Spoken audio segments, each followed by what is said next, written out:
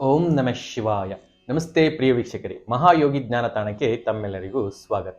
ಈ ವಿಡಿಯೋದಲ್ಲಿ ವೃಷಭ ರಾಶಿಯವರಿಗೆ 2025 ವರ್ಷ ಹೇಗಿರುತ್ತೆ ಅಂತ ತಿಳಿಸ್ಕೊಡ್ತೀನಿ. ವೃಷಭ ರಾಶಿಯವರು ಕಳೆದ ವರ್ಷ ಎಷ್ಟೇ ಕಷ್ಟಪಟ್ಟಿದ್ರೂ ಲಾಭ ಕಂಡಿಲ್ಲ, ಲಾಸ್ ಮಾಡ್ಕೊಂಡಿದ್ದೀರಾ.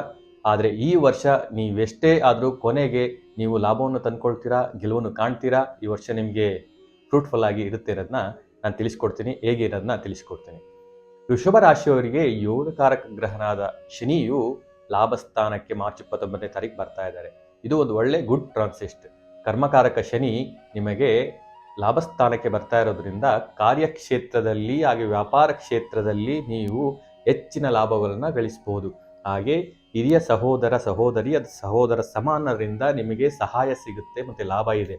ಹಾಗೆ ಸ್ನೇಹಿತರಿಂದ ನಿಮಗೆ ಅನ್ಕೊಂಡಂಗೆ ಲಾಭಗಳು ಸಿಗುತ್ತೆ ಮತ್ತು ನಿಮ್ಮ ವ್ಯಾಪಾರಕ್ಕೆ ಹಾಗೆ ನಿಮ್ಮ ಕಾರ್ಯಕ್ಷೇತ್ರದಲ್ಲಿ ನಿಮಗೆ ಸಪೋರ್ಟ್ ಆಗಿ ನಿಲ್ತಾರೆ. ಹಾಗೆ ಯಾರು ನೆಟ್ವರ್ಕ್ ಬಿಸ್ನೆಸ್ಸಲ್ಲಿದ್ದೀರಾ, ಹಾಗೆ ಕ್ಲಬ್ ಬಿಸ್ನೆಸ್ ಮಾಡ್ತಾ ಇದ್ದೀರಾ, ಸಹಕಾರ ಸಂಘಗಳು ನಡೆಸ್ತಾ ಇದ್ದೀರಾ, ಸೊ ಈ ಥರ ಯಾರು ಕೆಲಸಗಳು ಮಾಡ್ತಾ ಇದ್ದೀರಾ ಅವರಿಗೆ ಈ ವರ್ಷ ನಿಮಗೆ ಖಂಡಿತ ಹೆಚ್ಚಿನ ಅವಕಾಶಗಳು ಮತ್ತು ಲಾಭಗಳನ್ನ ಶನಿ ಭಗವಾನ್ ತಂದುಕೊಡ್ತಾರೆ. ಹಾಗೆ ನಿಮ್ಮಲ್ಲಿ ಒಂದು ಇನೋವೇಷನ್ ಮೈಂಡು ಉತ್ಪತ್ತಿ ಆಗುತ್ತೆ. ನಿಮ್ಮ ಕಾರ್ಯಕ್ಷೇತ್ರದಲ್ಲಿ ನೀವು ಹೊಸ ರೀತಿಯ ಒಂದು ಇನೋವೇಷನ್ ಮಾಡಿಕೊಂಡು ನಿಮ್ಮ ವ್ಯಾಪಾರ ವೃದ್ಧಿ ಮಾಡ್ಕೊಳ್ತೀರಾ. ಹಾಗೆ ನಿಮ್ಮ ಕಾರ್ಯಕ್ಷೇತ್ರದಲ್ಲಿ ನೀವು ಪೊಸಿಷನ್ ಮೇಲೆ ಹೋಗ್ತಾ ಇರ್ತೀರಾ. ನೀವು ಕಳೆದ ವರ್ಷ ಇದ್ದಂಥ ಒತ್ತಡ, ನೀವೆಷ್ಟೇ ಮಾಡಿದರೂ ರಿವಾರ್ಡ್ಸ್ ಇಲ್ಲ, ರಿಸಲ್ಟ್ ಇಲ್ಲ. ಬಟ್ ಈ ವರ್ಷ ನೀವು ಖಂಡಿತ ಮಾರ್ಚ್ 29 ನಂತರ 2 ವರ್ಷ ಶನಿ ಲಾಭಸ್ಥಾನದಲ್ಲಿರ್ತಾರೆ. ಈ ಒಂದು ಗೋಲ್ಡನ್ ಟೈಮ್ನ ನೀವು ಉಪಯೋಗಿಸ್ಕೊಳ್ಳಿ. ಯಾಕೆಂದರೆ ಶನಿ ಯೋಗಕಾರಕ ಗ್ರಹ ಆಗಿದ್ದಾರೆ. ಹಾಗೆ ನಿಮಗೆ ಭಾಗ್ಯಾಧಿಪತಿ ದಶಮಾಧಿಪತಿ ಆಗ್ತಾರೆ. ಹಾಗೆ ನಿಮಗೆ ತಂದೆ ಅಥವಾ ಗುರುಗಳ ಸಹಾಯ ಅನ್ನೋದು ಸಿಗುತ್ತೆ. ಹಾಗೆ ಯಾರು ಹೈಯರ್ ಎಜುಕೇಷನ್ ಮಾಡಬೇಕು ಅಂತ ಇದ್ರೆ ಈ ವರ್ಷ ಪ್ರಯತ್ನ ಮಾಡಿದರೆ ಖಂಡಿತ ಹೈಯರ್ ಎಜುಕೇಷನ್ ಮಾಡ್ಬೋದು. ಹಾಗೆ ದೂರ ಪ್ರವಾಸ, ತೀರ್ಥಕ್ಷೇತ್ರಗಳ ಯಾತ್ರೆ, ಗುರು ದೀಕ್ಷೆ ಇವೆಲ್ಲವೂ ನಿಮಗೆ ಈ ವರ್ಷ ಆಗುತ್ತೆ.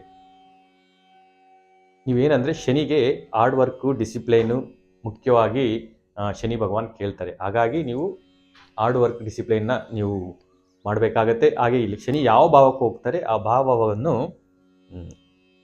ಪ್ರೆಸರ್ ಕೇಳ್ತಾರೆ, ಅಂದರೆ ಫೋಕಸ್ ಕೇಳ್ತಾರೆ. ನಿಮ್ಮ ಮೇಲೆ ತುಂಬ ಪ್ರೆಸರ್ ಕೇಳ್ತಾರೆ ಮತ್ತು ಆ ಒಂದು ಪೂರ್ವಜನ್ಮದ ಕರ್ಮ ಏನಿರುತ್ತೆ ಅದನ್ನ ಫುಲ್ಫಿಲ್ ಮಾಡಲಿಕ್ಕೆ ಟ್ರೈ ಮಾಡ್ತಾರೆ. ಬಟ್ ಲಾಭಸ್ಥಾನದಲ್ಲಿ ಶನಿ ಇಸ್ ವೆರಿ ಗುಡ್.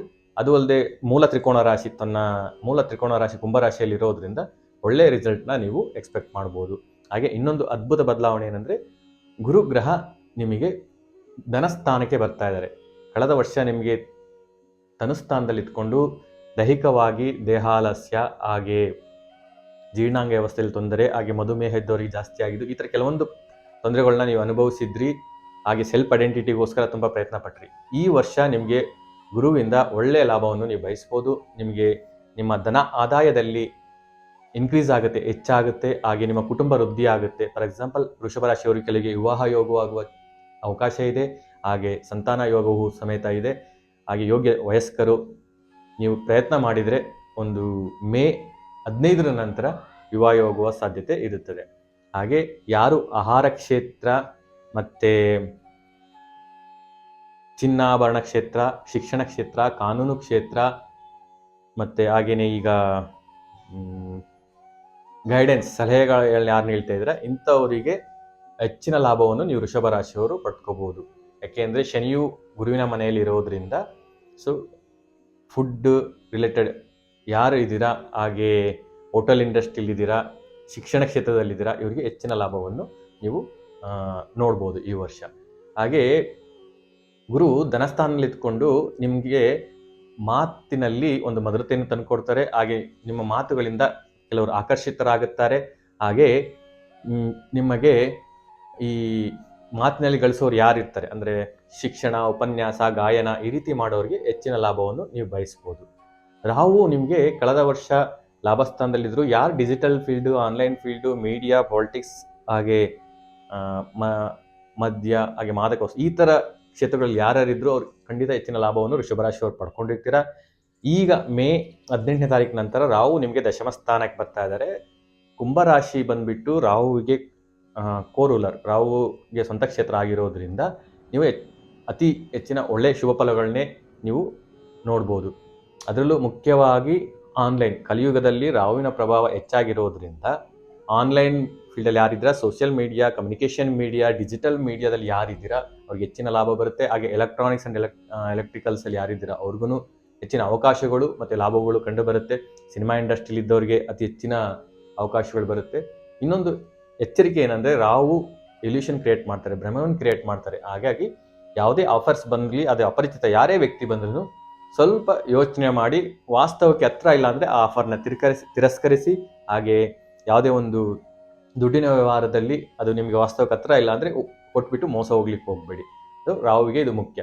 ಹಾಗೆ ಕೇತು ಗ್ರಹ ನಿಮಗೆ ಪಂಚಮಲ್ಲಿ ಇದ್ಕೊಂಡು ಕೆಲವು ವೃಷಭ ರಾಶಿಯವರಿಗೆ ಕಳೆದ ವರ್ಷ ಪ್ರೀತಿ ಪ್ರೇಮ ವಿಚಾರದಲ್ಲಿ ಮನಸ್ತಾಪಗಳು ಕಿರಿಕಿರಿ ಬರುತ್ತೆ, ಅದು ಬಂದಿರುತ್ತೆ. ಹಾಗೆ ಅಪ್ ಟು ಮೇವರೆಗೂ ಸ್ವಲ್ಪ ಕೇರ್ಫುಲ್ ಆಗಿರಿ, ಅದು ಹಾಗೇ ಇರುತ್ತೆ. ಹಾಗೆ ಕ್ರಿಯೇಟಿವಿಟಿ ಅಲ್ಲಿ ಫೀಲ್ಡಲ್ಲಿ ಯಾರಿದ್ದೀರಾ, ಹಾಗೆ ಟೀಚಿಂಗ್ ಫೀಲ್ಡ್, ಕನ್ಸಲ್ಟೇಷನ್ ಫೀಲ್ಡ್ ಇದೆ, ಸ್ವಲ್ಪ ನಿಮಗೆ ವೈರಾಗ್ಯ ಅನ್ನೋದು ಬಂದಿತ್ತು. ಅಂದರೆ ಎಷ್ಟು ಮಾಡಿದ್ರು ಅಷ್ಟೇ, ಏನು ಮಾಡಿದ್ರು ಅಷ್ಟೇ ಅನ್ನೋ ಒಂದು ಭಾವ ನಿಮಗೆ ವೃಷಭ ರಾಶಿಯವರಿಗೆ ಕಾಣ್ತಾ ಇತ್ತು. ಸೊ ಅದು ಈಗ ಈ ವರ್ಷ ಮೇ ನಂತರ ಆ ರೀತಿ ಭಾವ ಇರೋದಿಲ್ಲ.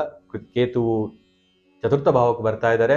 ಹಾಗಾಗಿ ನೀವು ವಾಹನ, ತಾಯಿ, ಗೃಹ, ಭೂಮಿ ಈ ವಿಚಾರದಲ್ಲಿ ನೀವು ಜಾಸ್ತಿ ಫೋಕಸ್ ಕೊಡಬೇಕಾಗತ್ತೆ. ಯಾವುದೇ ಒಂದು ಮನೆ ತಗೋಬೇಕಂತ ಇದ್ರೆ, ಆಗ ಸೆಕೆಂಡ್ ಹ್ಯಾಂಡ್ ವಾಹನ ಖರೀದಿ ಮಾಡಬೇಕು ಅಂತ ಇದ್ದಾರೆ ವೃಷಭ ರಾಶಿಯವರು, ತುಂಬ ಕೇರ್ಫುಲ್ಲಾಗಿ ಮಾಡಿ. ಒಂದಲ್ಲ ಎರಡು ಕಡೆ ಒಪಿನಿಯನ್ ತೊಗೊಂಡು ನೀವು ಮಾಡಬೇಕಾಗತ್ತೆ. ಕೇತು ಬಂದುಬಿಟ್ಟು ನಿಮಗೆ ಕಾನೂನು ಸಮಸ್ಯೆಗಳನ್ನು ತಂದೊಡ್ಡುವ ಸಾಧ್ಯತೆ ಇರುತ್ತದೆ. ಹಾಗೆ ತಾಯಿ ಆರೋಗ್ಯದ ಬಗ್ಗೆ ಸ್ವಲ್ಪ ಎಚ್ಚರಿಕೆ ವಹಿಸಿ.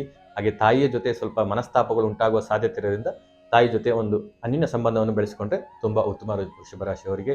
ಹಾಗೆ ನೀವು ಮುಖ್ಯವಾಗಿ ಗಣಪತಿ ಆರಾಧನೆಯನ್ನು ಜಾಸ್ತಿ ಮಾಡಬೇಕು. ನಾಯಿಗಳಿಗೆ ಆಹಾರವನ್ನು ನೀಡ್ತಾ ಇರಿ.